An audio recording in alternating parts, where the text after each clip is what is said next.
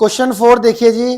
Question number 4 में क्या कह रहा है, A B C is a triangle in which altitude BE and C F to the sides A C and A B are equal, show that.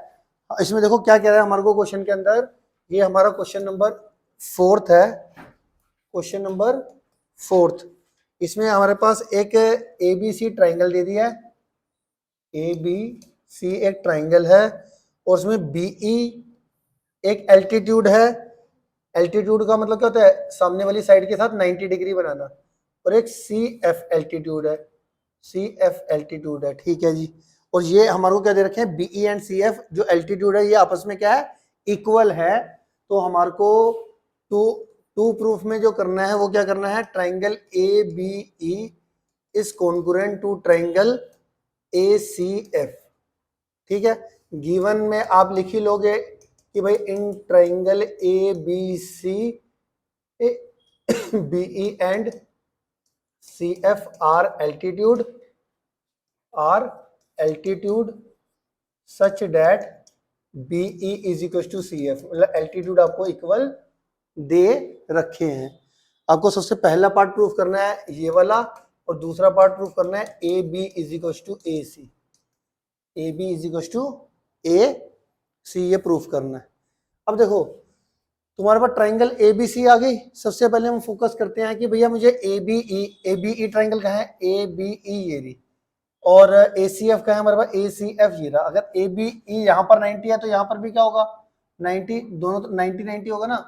तो यहाँ पर अगर मैं ए बी ई के अंदर देखूं तो ये एंगल 1 ले लेता हूँ इसको, और ए सी एफ के अंदर अगर मैं बात देखूं तो ये एंगल 2 ले लेता हूँ।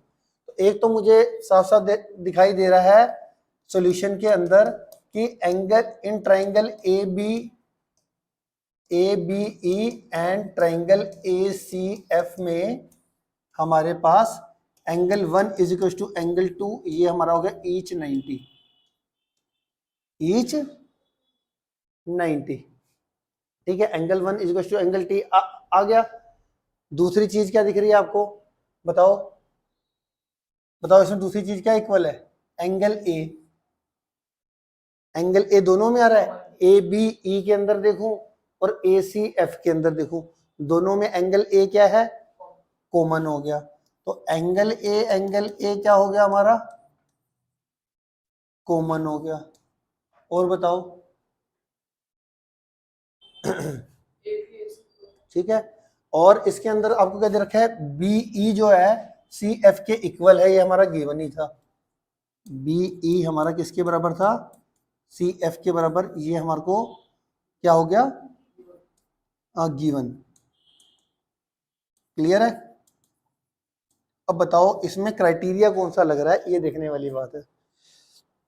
इसमें हमारे पास कौन सा क्राइटेरिया है, तो हमारे पास ये पहले किसी भी एक ट्राइंगल को ऑब्जर्व कर लो। मान लो ये ट्राइंगल ले लिया आपने, ठीक है, ये आ गया एंगल, ये आ गया एंगल, और ये आगे साइड। एक ट्राइंगल को फोकस कर लो ए एस क्राइटेरिया से, और दूसरी ट्राइंगल में भी देख लो, इसमें ये ए और ये एस। तो ए एस क्राइटेरिया से ट्राइंगल हमारा क्या हो गया, कॉन्ग्रुएंट हो गया। तो triangle A B E is congruent to triangle A C F by angle side criteria. और इसी हिसाब से दूसरा पार्ट भी प्रूफ हो जाएगा। अब सिंस दूसरे पार्ट में क्या आ जाएगा, सिंस ए बी ई अगर कॉन्ग्रुएंट है ट्राइंगल ए सी एफ के, तो बाय सीपीसीटी ए बी किसके बराबर आ जाएगा, ए सी के बराबर आ जाएगा। ए बी किसके बराबर आ जाएगा, ए सी के बराबर आ जाएगा। क्या मेरी बात समझ में आ गई, ठीक है, क्लियर हो गया।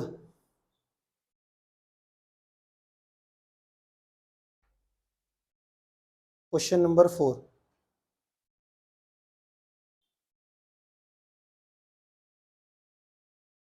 ठीक है, अगर A B equal to A सी हो गया इस ट्राइंगल में, अगर ए बी ए सी के बराबर है, तो आप ये भी कह सकते हो therefore A B C is an isosceles triangle,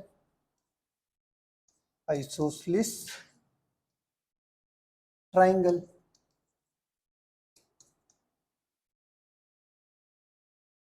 ठीक है, क्लियर हो गया। तो ये था हमारा क्वेश्चन नंबर 4।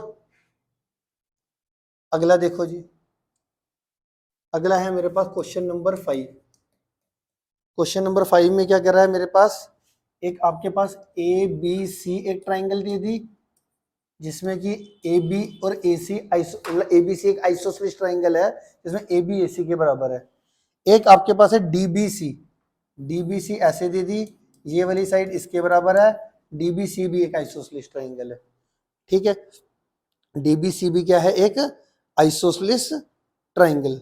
ठीक है, प्रूफ क्या करना है मेरे को, प्रूफ क्या करना है, ये वाला एंगल ए बी डी और यहाँ पे ए सी डी ये वाले एंगल के बराबर दिखाना है, ये वाले एंगल के बराबर दिखाना है ए सी डी के। समझ में आ गया, क्लियर है।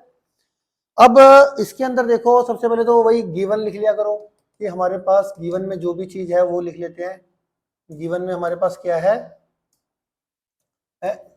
Triangle A B C, triangle A B C and D B C are isosceles triangle, isosceles triangle with क्या A B is equal to A C and D B is equal to D C, A B is equal to A C and D B is equal to D C. ठीक है, to proof पे आ जाओ जी।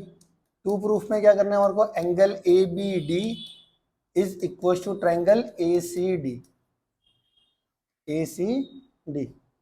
ठीक है जी, आ गया समझ में।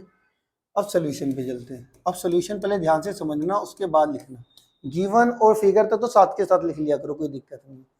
To proof ध्यान से देखो, आपको आपके पास एक थ्योरम पढ़ी थी आपने कि अगर एक ट्राइंगल की दो साइड इक्वल है तो उनके अपोजिट दो एंगल भी इक्वल होंगे।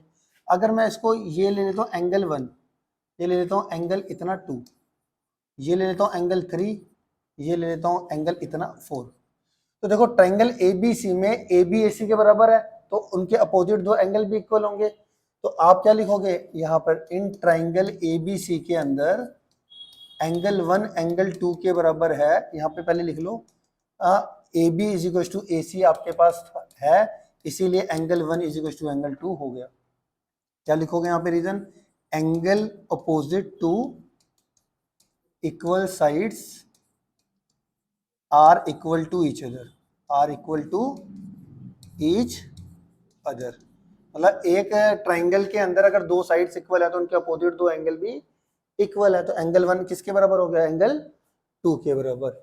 इसी तरीके से ये इसको मैंने इक्वेशन 1 का नाम दे दिया, angle 1 is equal to angle 2।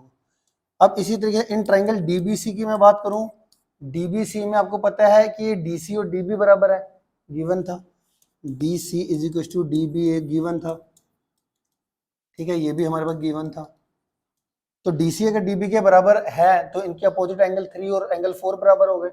DC के अपोजिट एंगल 3, डीबी के अपोजिट एंगल 4, तो angle 3 is equal to angle 4 हो गया। ठीक है, ये भी सेम रीजन आ जाएगा, कॉपी मार लेना, same angle opposite to equal sides are equal to each other. ये भी इक्वेशन 2 हो गई। ठीक है, तो 1 ये दोनों साइड्स इक्वल थी तो इनके अपोजिट दो एंगल ये इक्वल हो गए। इस ट्राइंगल में ये दो साइड्स इक्वल थी तो इनके अपोजिट दो एंगल ये इक्वल हो गए। अब ध्यान से देखो, जो 2 प्रूफ करना है मुझे ए बी डी, इस ए बी डी में 1 और 3 को ऐड करूंगा तभी ए बी डी बनेगा। और ए सी डी अगर तुम्हारे को चाहिए 2 प्रूफ में, ए सी डी कैसे बनेगा, कैसे 2 में 4 ऐड करके।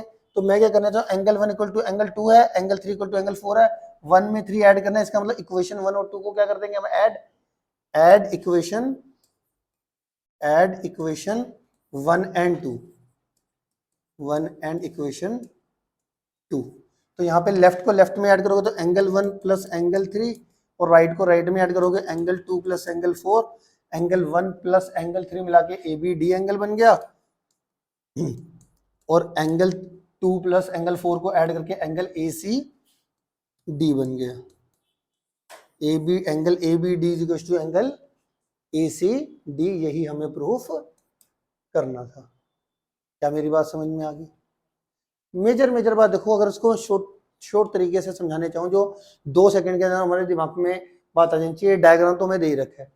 ए बी सी एक आइसोसेलेस ट्राइंगल है, ये साइड इसके बराबर है। डी बी सी ट्राइंगल के अंदर ये साइड इसके बराबर है। ठीक है, अगर आपको पता है एक ट्राइंगल के अंदर अगर दो साइड्स इक्वल है तो आपके दिमाग में थ्योरम आ जाएगी कि भाई इनके अपोजिट दो एंगल भी इक्वल होंगे, 1 2 के बराबर हो जाएगा, इसके अंदर 3 4 के अंदर 3 और 4 आपस में इक्वल हो जाएंगे क्योंकि ये साइड इसके बराबर है। अब आपको पता है ए बी सी जो तुम्हारे को ए बी डी एंगल बनाना है तो इसमें आपको 1 को 3 में क्या करना पड़ेगा, ऐड, और अगर ए सी डी एंगल चाहिए आपको तो उसमें 2 में क्या करना पड़ेगा, 4 को ऐड। तो वही बात है, हमने क्या करा कि जो एंगल 1 इक्वल टू एंगल 2 एक इक्वेशन थी और यहाँ पे एंगल 3 इक्वल टू एंगल 4 एक इक्वेशन थी, इन दोनों इक्वेशन को क्या कर दिया, ऐड। 1 3 में ऐड हो जाएगा, 2 4 में ऐड हो जाएगा, 1 3 में ऐड होने के बाद ए बी डी बन गया, 2 4 में ऐड होने के बाद एंगल पूरा ए सी डी आ गया। यही हमारे को टू प्रूफ करना था। क्या मेरी बात समझ में आ गई है? ये क्वेश्चन नंबर 5 है, इसको समझ लो अच्छे से, कोई दिक्कत है पूछ लो।